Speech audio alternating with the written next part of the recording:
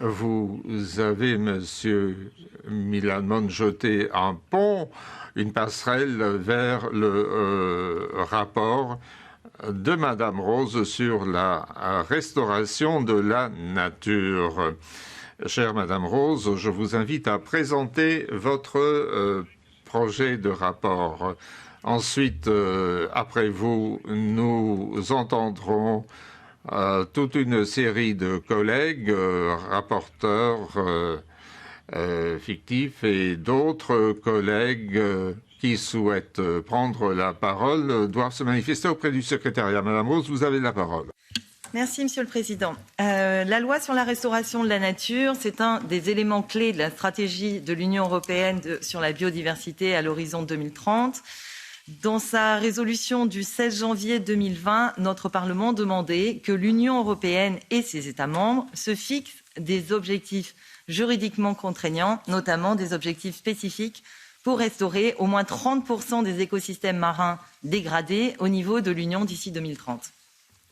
Le 9 juin 2021, notre Parlement se réjouissait que la stratégie biodiversité prévoit d'élaborer une proposition législative assortie d'objectifs contraignants en matière de restauration de la nature. Et il a demandé que soit fixé un objectif de restauration d'au moins 30% des terres et des mers de l'Union européenne. Alors, avant de se pencher sur les détails de la proposition de règlement, on ne peut que se réjouir que celle-ci permette de répondre à ces demandes du Parlement. En effet, cette proposition de règlement sur la restauration de la nature est nécessaire puisque, en 2019, l'IPBES sonnait l'alerte au niveau mondial. Les scientifiques alertaient sur le déclin de la nature qui a lieu à un rythme sans précédent dans l'histoire humaine. Ils insistaient sur les effets graves que cela a sur les populations humaines du monde entier. Les pêcheurs dépendent de la nature et ne pas agir aurait des conséquences désastreuses pour le secteur de la pêche. En 2019, l'Agence européenne de l'environnement avait souligné l'urgence d'agir pour restaurer les écosystèmes marins, notamment pour accroître la résilience face au changement climatique, ainsi que pour mettre fin à l'effondrement de la biodiversité. En 2020, on a la Cour des comptes européenne qui a dressé un bilan de la législation existante et a montré que les règles de l'Union européenne visant à protéger les écosystèmes et les habitats essentiels ne leur ont pas permis de se régénérer. Enfin, l'évaluation de la stratégie de l'Union européenne en faveur de la biodiversité à l'horizon 2020 a montré que l'Union européenne n'avait pas été en mesure de ralentir la perte de biodiversité entre 2011 et 2020 et qu'elle n'avait pas atteint l'objectif de restaurer au moins 15% des écosystèmes dégradés avant 2020. Alors, la proposition de règlement prévoit un changement d'approche, comme le demandait le Parlement. La proposition fixe en effet des objectifs contraignants en matière de restauration des écosystèmes. Les États membres devront remplir ces objectifs via la mise en place de plans nationaux de restauration de la nature. Alors, ce système devrait permettre une mise en œuvre au plus près des territoires, ce qui est crucial pour le succès des plans de restauration et cohérent avec le principe de subsidiarité. La restauration des écosystèmes marins, elle va de pair avec les objectifs de la politique commune de la pêche, puisque sans écosystème en bon état, il ne peut pas y avoir de population de poissons, il ne peut pas y avoir de stock de pêche en bon état et donc pas d'activité de pêche. En parallèle des mesures de gestion de pêche, la restauration des écosystèmes marins dégradés, elle joue un rôle clé pour la pérennité des activités de pêche sur le long terme. Elle s'inscrit pleinement dans le concept de gestion écosystémique des pêches prévu par la politique commune de la pêche. Et le rapport que je présente soutient donc l'approche de la proposition de règlement et propose plusieurs pistes d'amélioration. Alors, le premier point concerne la mise en œuvre des plans de restauration en ce qui concerne les écosystèmes marins. Ça repose sur la politique commune de la pêche et notamment sur les articles 11 et 18 de la PCP. Mais cette procédure, elle est longue et inefficace. La Cour des comptes européenne a montré en 2020 qu'en 7 ans, cette procédure n'avait abouti qu'à un très petit nombre de mesures. En effet, lorsqu'une mesure elle a un impact sur les flottes de plus d'un État, il faut l'unanimité des États concernés pour que la mesure soit adoptée. Des mesures proposées par un État, validées par la Commission, pourraient donc être bloquées par un autre État et finalement ne jamais être mises en œuvre. Donc, pour éviter ces blocages, il faut donc encourager la coopération entre les États membres dans la préparation de leurs plans nationaux de restauration. Et je pense qu'il devrait être aussi possible pour les États de soumettre les recommandations communes en même temps que le projet de plan de restauration. Lorsque ce n'est pas le cas, je propose d'instaurer un délai de 12 mois maximum après l'adoption du plan de restauration final pour que les États déposent des recommandations communes. Et enfin, en cas de blocage, la Commission européenne, elle doit pouvoir avoir recours à la procédure d'urgence qui est prévue par l'article 11 du règlement de base de la PCP pour adopter les mesures prévues. Un deuxième aspect, je propose une série d'amendements pour ajouter des objectifs de résultat à la proposition. La proposition de règlement, elle prévoit des objectifs concernant la surface sur laquelle des mesures de restauration doivent être mises en place, des objectifs de moyens, mais pas d'objectifs de résultat.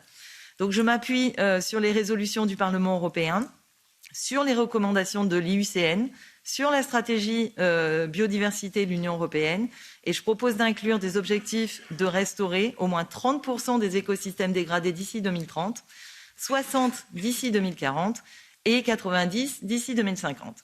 Pour que les objectifs de résultat soient atteints, je propose aussi de rehausser ces objectifs de moyens. Plusieurs de mes amendements concernant l'annexe 3 de la proposition de règlement. Il s'agit en fait de la liste d'espèces dont l'habitat doit être restauré. C'est une liste qui, aujourd'hui, elle est restreinte à une vingtaine d'espèces. Elle présente certaines lacunes. Certaines espèces pourraient, pourtant classées comme en danger critique ou en danger selon les catégories de l'IUCN, ne sont pas incluses dans cette liste d'espèces. Donc, je fais donc la proposition d'étendre cette liste afin de couvrir ces espèces supplémentaires. Je pense par exemple qu'il faudrait inclure des espèces commerciales qui se trouvent dans un état critique en raison de la dégradation de leur habitat. Par exemple, le cabillaud de la mer Baltique, qui sont dans un très mauvais état à cause de la dégradation de leur habitat. Donc, restaurer les habitats permettrait d'améliorer l'état de ces stocks, bénéficierait aux pêcheurs, aux pêcheuses sur le long terme. Et puis enfin, j'ai proposé plusieurs amendements sur la transparence et la participation des communautés locales, puisque le succès de la mise en œuvre de ce règlement dépendra en grande partie de leur engagement, notamment celui des pêcheurs et des pêcheuses. Et je souhaite renforcer les dispositions contenues dans la proposition de règlement en matière de consultation des parties prenantes, s'assurer que l'ensemble du processus de préparation du plan national de restauration est le plus transparent possible. Pareil pour les données liées au suivi, les rapports de mise en œuvre et les évaluations qui doivent être plus publics. Une mise à jour plus fréquente des plans nationaux de restauration est elle aussi souhaitable afin de pouvoir tenir compte le plus rapidement possible des données et des évaluations qui seront disponibles. Voilà, donc en quelques mots, je ne vais pas encore m'étendre plus sur ce rapport. C'est ce que je propose en tant que rapporteure. C'est un rapport qui est très important, qui peut avoir des impacts positifs sur les océans et sur le monde de la pêche. Et je pense qu'il faut veiller à ce que ce règlement soit complètement adopté d'ici à la fin 2023 pour qu'il puisse être mis en œuvre rapidement. Et j'ai hâte de pouvoir travailler avec l'ensemble des rapporteurs fictifs pour améliorer encore la proposition de la Commission. Merci. Ja, dank u wel. Merci, madame. J'ai accordé 8 minutes à notre rapporteur, mais j'ai une longue liste de rapporteurs et je voudrais demander aux collègues d'être brefs et de se limiter à 3 ou 4 minutes parce que la liste est longue. Je vais commencer par les rapporteurs fictifs. Tout d'abord, notre collègue Ernst. Tout d'abord, pour cet avis et pour le travail en réaction directe, de manière générale, nous devons, ce n'est pas évidemment un rapport qui va changer la politique de la pêche. Nous devons être très prudents lorsque nous accordons des compétences aux États membres. Évidemment, la comité a envie présentera un rapport au mois de janvier et nous verrons également quelle sera leur réaction. Et il est tout à fait judicieux de se fixer des objectifs ambitieux qui doivent être évidemment atteignables. Et Et bien entendu, fondé sur évidemment des éléments scientifiques et ne pas mettre en danger la sécurité alimentaire, un équilibre donc entre ce qui est durable et la diversité biologique et la protection de l'environnement et également une production alimentaire raisonnable et également avec l'approche de 30% qui a été citée et que la nature revienne à son état initial et très ambitieux. Donc, il y a lieu d'en discuter, d'en débattre. Je voudrais également souligner que évidemment, lorsque l'on fixe des objectifs environnementaux, les objectifs de biodiversité doivent être globaux et doivent évidemment impliquer également, faire participer nos partenaires internationaux. Importance d'avoir des définitions précises. Nous devons parler de ce qu'est un écosystème dégradé, sa définition. Nous parlons de positive trend, de tendance positive, comment mesurer cela et comment définir les objectifs également. Ce sont des choses dont nous devons débattre en particulier. Et également, nous avons fait l'expérience de voir combien il est difficile de déterminer des références pour les espèces et pour les zones. Ces écosystèmes et les composantes font l'objet de développement naturel et cela rend les choses difficiles. Le changement climatique crée sans aucun doute une dynamique supplémentaire et les espèces qui sont dans une zone peuvent se déplacer dans une autre zone. Donc les habitats peuvent subir des modifications également. L'amendement 62 désigne la côte atlantique comme étant un lieu où il y a des espèces en péril et dégradées. Et alors qu'un autre organisme, l'ICES, en fait une définition différente. Et l'amendement 61, la population de la zone de distribution de la zone du Nord continue de se développer. Donc il faut également tenir compte de ces éléments. Il y a également des exemples négatifs s'agissant de la partie méridionale de la mer du Nord, trop de la biodiversité, nous devons établir une définition commune, évidemment, qu'il s'agisse des pêcheurs, des ONG, des différentes parties prenantes. Évidemment, les priorités précédentes doivent continuer de s'appliquer. Merci beaucoup. Léa Matic. Hvala predsjedavajući. Merci, Président. Tout d'abord, je souhaite remercier Caroline de ses amendements. Il s'agit d'un document extrêmement important. Récemment, j'ai participé à la réunion GFCM à Tirana.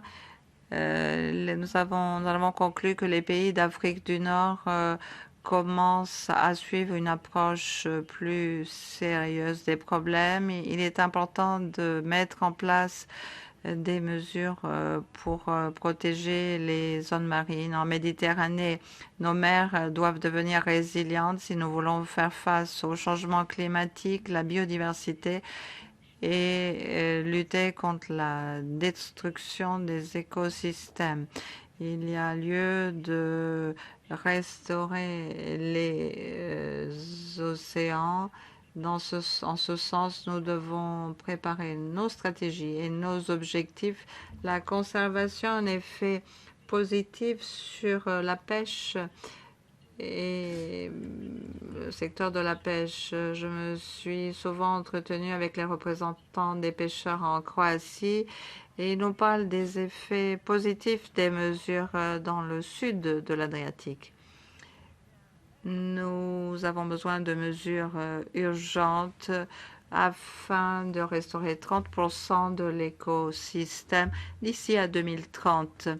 Mais afin d'arrêter la tendance et la perte de biodiversité, la protection n'est pas suffisante. Nous devons entreprendre des mesures de conservation à grande échelle et ceci nous permettra d'absorber davantage de CO2 et d'avoir un effet positif pour prévenir le changement climatique et les inondations. Ces législations ne mentionnent pas la situation du plancton qui menace les mers et qui sont une source à hauteur de 80% d'oxygène et absorbent le gaz carbonique dans les zones marines. Mais malheureusement, aucun effort coordonné n'a été entrepris pour en améliorer la situation. Et cela m'inquiète compte tenu de la situation actuelle. Zeer bedankt, ook keurig binnen de tijd. Merci. Collega Jan Huytema. Ja, dank u wel, voorzitter. Monsieur Huytema. J'ai l'impression que nous perdons du temps. C'est une préoccupation pour nous, le groupe Renew. Nous souhaitons bien sûr améliorer la biodiversité, mais nous avons des doutes en ce qui concerne la proposition de la Commission européenne. L'on ne respecte pas toujours les principes de base. Il y a deux questions très importantes pour nous. Tout d'abord, la consultation des organisations de la pêche qui n'est pas bien décrite dans cette proposition. À l'heure actuelle, dans le cadre de la pêche, de la politique commune de la pêche, il y a une consultation qui est prévue pour certaines régions. Et il n'y a pas de proposition concrète dans le cadre de la politique commune de la pêche. Et par conséquent, il faut absolument consulter les organisations de la pêche pour les zones protégées. Monsieur Herbst, ensuite, en a parlé. Il y a le changement climatique, il y a d'autres circonstances qui sont en fait des circonstances de force majeures qui empêchent les États membres d'atteindre les objectifs visés. Ensuite, Président, je suis extrêmement préoccupé par la proposition de notre rapporteur. Elle veut aveuglément relever les objectifs et elle retire le principe de force majeure de son rapport et elle met certaines espèces sur la liste, telles que le cabillaud. Et par conséquent, je voudrais demander à Madame la rapporteure si elle souhaite qu'elle veut défendre l'avenir de la pêche européenne parce que ces propositions vont, quant à moi, en sens inverse. Ensuite, le calendrier. On nous a dit que les amendements doivent être déposés au plus tard le 12 décembre.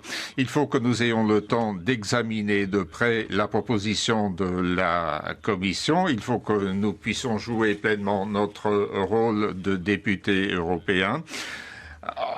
À la Commission Agri et à la Commission Envi, la date limite pour le dépôt des amendements a été fixée en janvier. Alors j'aimerais que nous disposions de davantage de temps pour examiner ce rapport et de reporter la date limite pour le dépôt des amendements à l'année prochaine. Le Président, en ce qui concerne le calendrier, Monsieur Huytema, vous savez que c'est une prérogative du Président que de définir le calendrier. J'en ai parlé avec notre président, M. Carlos Quint, et demain, il y aura une réunion des coordonnateurs de notre commission.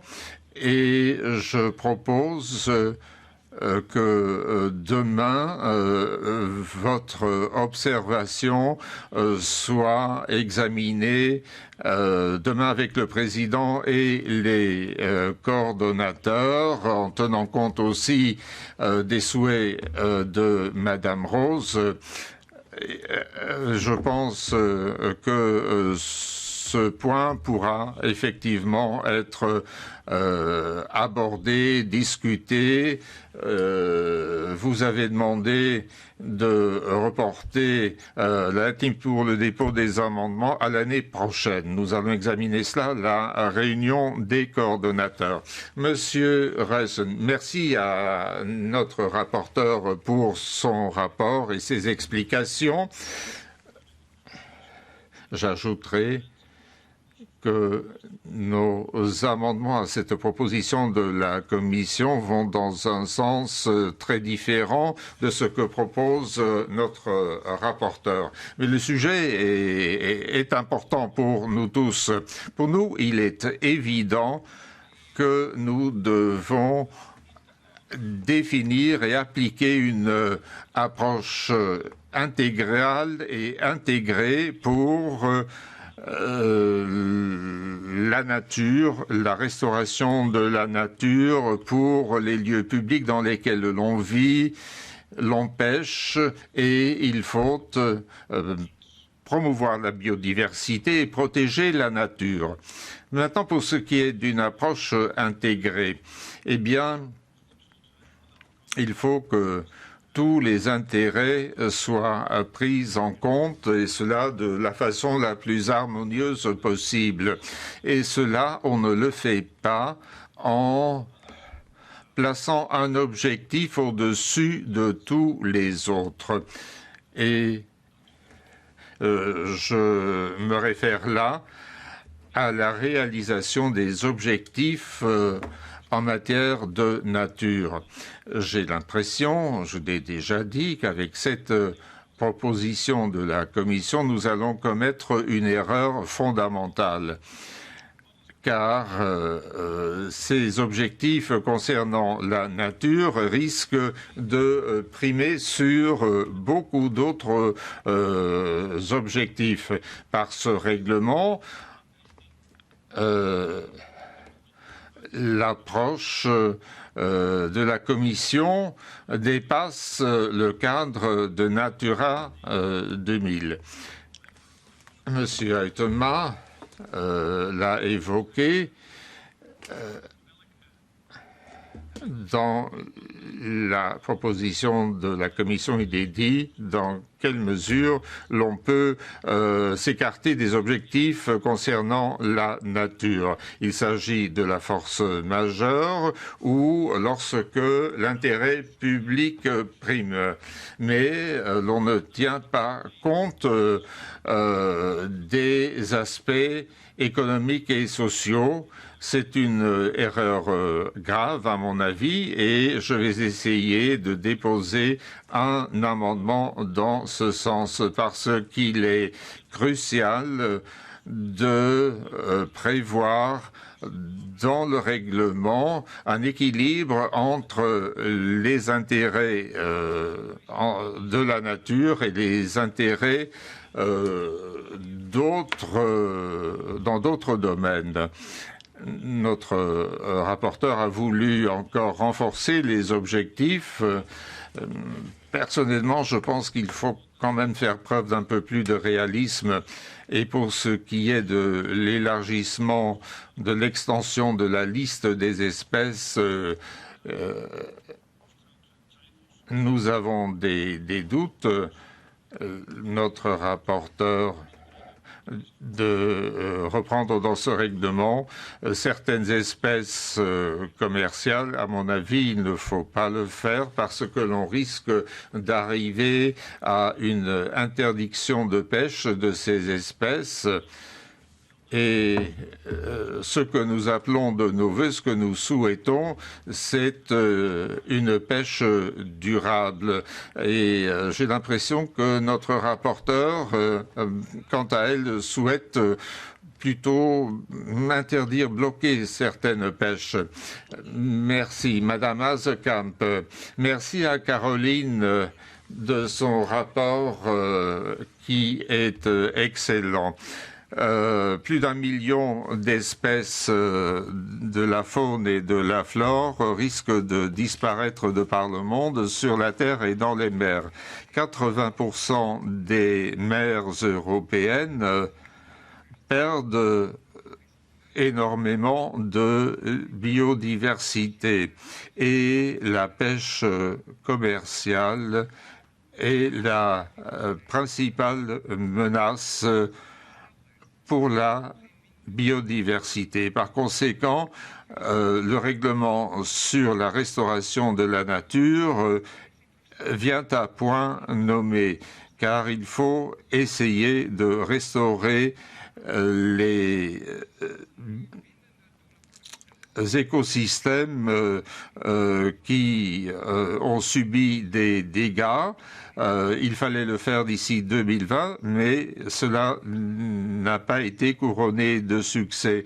Et par conséquent, je suis d'accord pour que l'on restaure 30% des zones marines qui ont subi des dégâts. Ensuite, les anguilles. C'est une espèce menace. Je constate que les Pays-Bas ne veulent plus interdire la pêche des anguilles. Pour que l'écosystème marin ait la possibilité de se restaurer, il faut protéger certaines zones naturelles contre des menaces telles que les no-take zones. Et ceci serait la manière la plus efficace de promouvoir la biodiversité. Et les zones où la pêche est interdite, l'on peut faire le nécessaire pour restaurer la nature autour de ces zones. Sans notre planète, l'on peut oublier à la fois les populations et les profits. Merci. Merci, Président. C'est un rapport très important et je peux vous dire que je me rallie à M. Herbst, à M. Huitema. Et pour les autres collègues, j'ai parfois certains doutes. Il faut tenir compte du Green Deal et de la stratégie en matière de biodiversité. Je me demande ce que nous sommes en train de faire. La Commission reprend des mesures de restauration et les mesures de restauration doivent être réalisées par les États membres d'ici 2030. 2030, cela fait une différence si les États membres prennent ces mesures ensemble et il faut protéger 20% des zones ayant subi des dégâts. Le rapport entre la mer et la terre dépend de la structure géographique d'un État membre. Aux Pays-Bas, nous n'avons pas la même situation géographique que l'Espagne. Et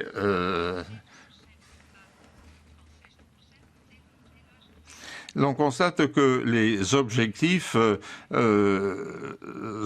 en termes de pourcentage varient considérablement.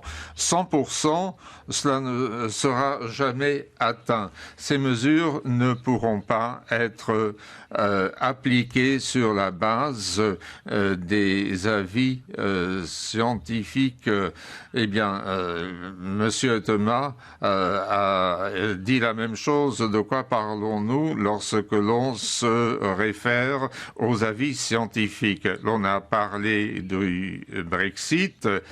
Et si rien ne se passe, il y aura des dangers considérables pour la sécurité alimentaire. Je voterai contre ce rapport parce que je ne veux pas avoir sur la conscience que la sécurité alimentaire et le secteur de la pêche soit mis en danger. Et je suis ravi de ne pas tenir seulement de tenir seul ce discours, mais aussi notre ministre néerlandais de la pêche au niveau du Conseil. Sr. Presidente, agradecer à minha colega, à Caroline. Je voudrais remercier Caroline de cet excellent point de départ et nous devons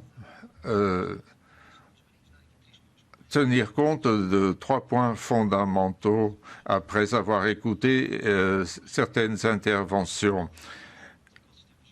L'exploitation du littoral, et il y a là un équilibre économique et écologique qui doit être obtenu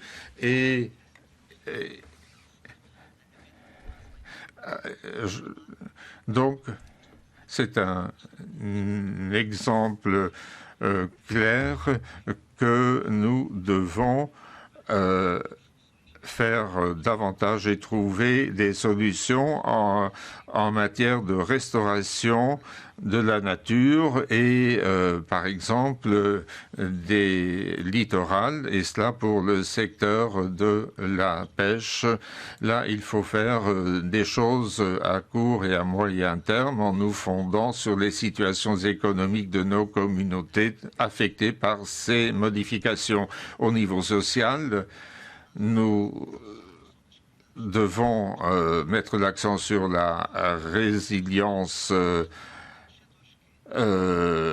économique et sociale, surtout dans les régions autonomes. Il y en a 2 au Portugal. Et il faut aussi tenir compte de l'impact du tourisme. Et enfin, pour terminer, je crois qu'il faut consulter la société civile et les acteurs qui peuvent être affectés par certaines mesures. Je pense que pour ce qui est des questions maritimes, il s'agit de questions transversales et par conséquent, il faut absolument tenir compte également du secteur de la pêche. Merci. Merci. Vous avez respecté votre temps de parole. Notre collègue O'Sullivan. Merci, Monsieur le Président. Et je dirais à l'adresse de mes collègues PPE qui a évoqué le fait qu'on ne va pas appuyer tout ceci. Eh bien, c'est vrai que nous vivons des temps difficiles, mais surtout en termes de biodiversité et sa restauration potentiel. Donc pour moi, c'est un jour noir lorsque l'on voit des gens essayer de bloquer ces avancées. Donc je tiens absolument à remercier ma collègue Madame Rose pour cet excellent rapport. Ça est introduire un peu de bleu dans le pacte vert européen. On voit que les stocks de poissons sont en déclin, que l'environnement marin est mise à mal, donc énormément de problèmes, mais je pense qu'il est grand temps de parler solutions et d'avoir une perspective du verre à moitié plein. Parce que s'il n'y a pas de poissons, l'industrie du poisson va s'effondrer et la capacité de l'océan de maintenir la biodiversité, un climat stable et tout autre écosystème ne va pas se produire, ne pourra pas se faire. Donc il faut garder à l'esprit la différence qu'il y a entre la situation que nous avons évoquée lorsque nous parlons de protection maritime et de la restauration. Nous devons reconstituer un habitat qui a été détérioré au cours de la décennie écoulée. C'est la raison pour laquelle cette restauration est si importante. Et ce rapport le fait bien. Il souligne ces deux objectifs distincts avec ces objectifs de 20% de restauration pour être à la hauteur des 30% objectifs de protection. Moi, je ne pense pas que ce soit trop ambitieux et je suis d'accord avec le rapporteur d'avoir élargi le nombre d'espèces qui seraient couvertes et notamment celles qui sont dans la liste des références IMF. Et donc, nous avons besoin d'une démarche équilibrée en termes de protection de la biodiversité et d'ailleurs la CFP se voit accusée de trop mettre la priorité sur l'environnement, même si elle ne respecte en fait aucun des critères que nous nous sommes fixés en termes d'environnement. Et entre-temps, les grandes pêches industrielles engrangent des profits énormes au détriment des localités, des communes. Donc nous voulons défendre un environnement naturel avec une démarche ambitieuse en faveur de la restauration de la nature et du milieu marin. Et la meilleure façon de le faire, c'est de protéger les stocks halieutiques, les écosystèmes marins, et tout cela va permettre également de protéger les revenus et la vie. Et j'espère que nous allons nous mettre d'accord là-dessus. Merci. Hartelijk dank. Merci. Vous avez également respecté votre temps de parole. Avant de donner la parole à la Commission européenne, je voudrais faire une observation, moi aussi. Je trouve que ce qui est peut-être un peu négatif dans le rapport Rose, c'est que ce rapport fixe des objectifs encore plus ambitieux que les objectifs de la Commission. Réaliser les objectifs de la Commission, ce sera très difficile et Madame Rose, vous voulez aller plus loin encore et en 2040, nous aurions déjà dû obtenir 60% de restauration de la nature. Je pense que c'est aller un peu trop loin. Cela risque de signifier la mort de la pêche en Europe. Et qui va en tirer profit? Eh bien, ce sont les pays tels que la Chine, le Panama, l'Équateur, mais aussi des pays comme la Turquie et la Russie. Ces pays seront ravis et ce sont eux qui vendront leur capture de pêche sur notre marché parce que le poisson est un aliment de qualité et qui est sain et l'on va se moquer de nous. Et ce n'est pas cette voie que nous devons enclencher, car cela risque de signifier la mort de la pêche. La nature en mer du Nord est également touchée. Il y a 2 ans, j'ai présenté un rapport sur les parcs éoliens en mer du Nord et j'ai reçu des rapports scientifiques qui disent que certaines espèces de poissons disparaissent en raison des parcs d'éoliennes et en raison des câbles de ces éoliennes, de petites espèces de poissons meurent à cause de ces câbles. De plus, cela a une incidence sur la qualité des poissons. Alors, n'allons pas trop vite en besogne. Donc, ne prenons pas ce risque. Essayons de nous en tenir aux objectifs de la Commission qui sont déjà très ambitieux. Et pour ce qui est du cabillaud, Madame Rose, est-ce qu'il s'agit du cabillaud baltique ou du cabillaud en général? S'il s'agit du cabillaud en général, les TAC augmentent. Et je voudrais revenir à ce qu'a dit Yann Huitema avant de vous redonner la parole, Madame Rose. Mais j'ai été en contact avec le président Carl Skin pour que demain, lors de la réunion des coordonnateurs, nous nous mettions d'accord sur la date limite pour le dépôt des amendements. Je suis d'accord avec Monsieur Huitema, c'est un rapport très important. Il faut que nous ayons le temps d'examiner toutes ces propositions en consultant peut-être aussi les organisations de la pêche. Monsieur Guerrero, oui, une motion d'ordre. Lorsque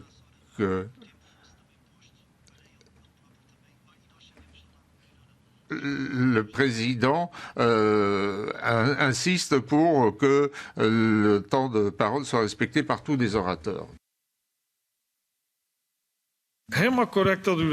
Vous avez tout à fait raison. Je ne voyais pas l'horloge, elle est derrière moi. Je donne la parole à Monsieur Delgado de la Commission. Merci beaucoup, Monsieur le Président. Merci aux députés.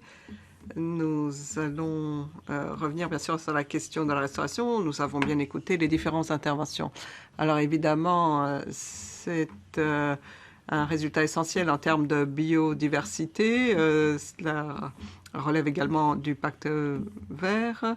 Et effectivement, nous avons écouté les appels du Parlement lui-même pour nous atteler à ce qui est une crise de la biodiversité émergente, où les changements climatiques sont un élément tout à fait patent. Donc il s'agit maintenant de faire des efforts pour restaurer les écosystèmes et notamment les écosystèmes marins. Alors un mot sur l'aspect global. Nous devons résoudre ces problèmes sur le plan global, cela va sans dire. Nous nous approchons à la COP 15, là où nous attendons que cette proposition illustre les ambitions de l'Union européenne. Alors, une différence entre le climat et la biodiversité. Le climat, c'est dû à l'atmosphère qui a un impact partout, mais la biodiversité est également stimulée par le climat. Et le résultat est là. Donc, il faut avoir cet objectif global de 20%. Avec des mesures de restauration d'ici 2030. Cela découle donc des objectifs contraignants. Il s'agit de mesures à prendre parce que nous savons que les écosystèmes ne vont pas tous récupérer au même rythme partout. Et donc, c'est là-dessus que se concentrent ces mesures. Et d'ici 2050, nous pensons que ces mesures de restauration seront sur place pour tous les écosystèmes qui en auront besoin. Donc, cela complète et renforce la législation déjà en vigueur, notamment la directive Habitat et Oiseaux, mais également la directive marine. Et puis, nous avons un calendrier pour un certain nombre d'objectifs marins, coraux et autres, et les habitats qui doivent être protégés, ainsi que requins et autres. Donc, ce que je tenais à dire, c'est qu'il ne s'agit pas de la restauration pour la nature, c'est pour nous aussi, et dans l'intérêt des humains. C'est pour les écosystèmes et pour les services qui se servent de ces écosystèmes. Et donc, il ne faut pas comprendre ceci comme étant soit on a l'environnement ou alors on a l'économie.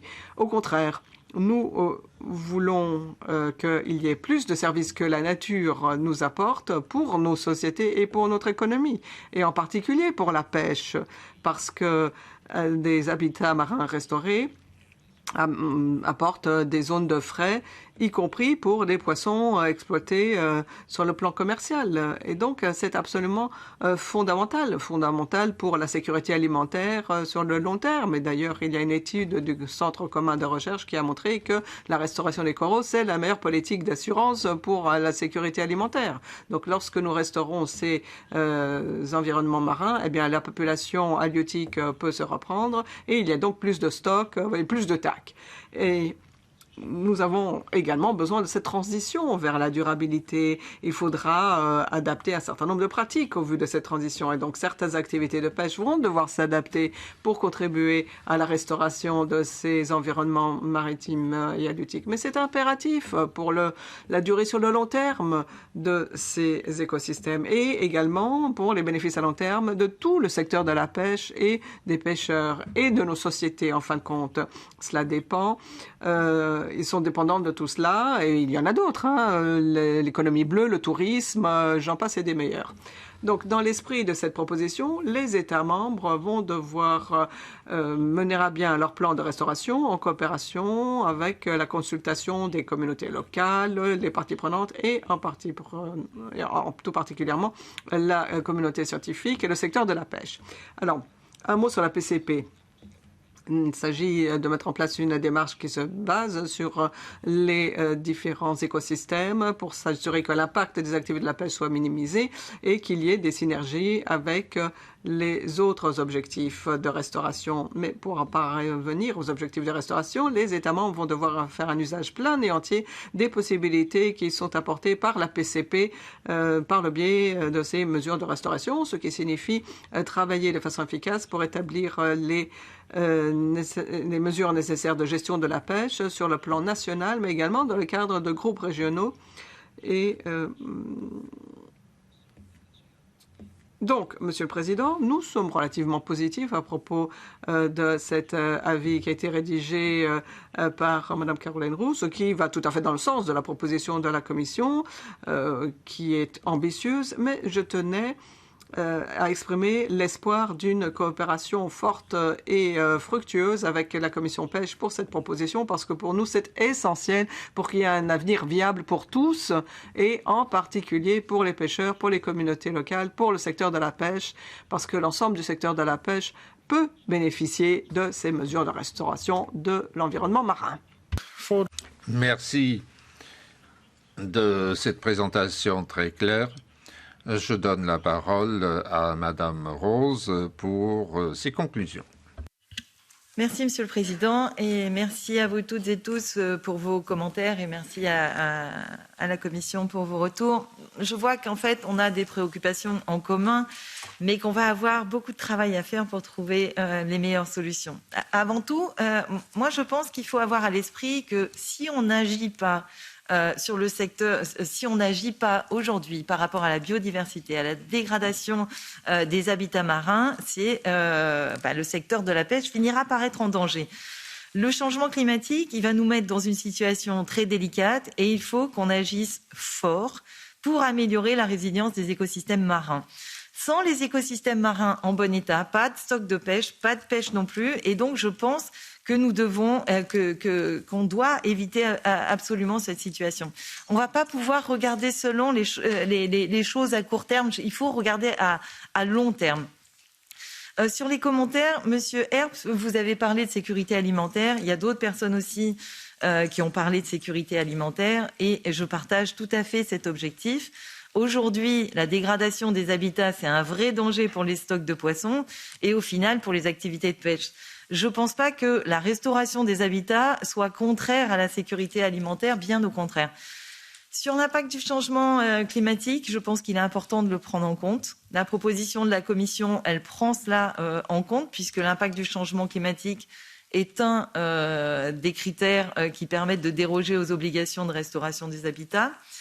Sur le cabillaud, je parlais bien du cabillaud de la mer Baltique. Donc sur le cabillaud, Monsieur Herbst et Monsieur Thomas, merci pour vos commentaires. L'ajout de ces espèces commerciales à la liste, ça signifie pas qu'on pourra plus les pêcher. C'est pas une interdiction de pêche comme le disait Monsieur Royston. Hein. L'idée de l'ajout, c'est de pouvoir restaurer ces stocks. Par exemple, en réduisant les sources de pollution, c'est une mesure qui est complémentaire. Et la question des quotas reste une question qui dépend entièrement de la PCP. Donc, je suis contente de voir qu'on se rejoint avec Monsieur Herbst et Monsieur Thomas sur la participation des parties prenantes, qui est très importante.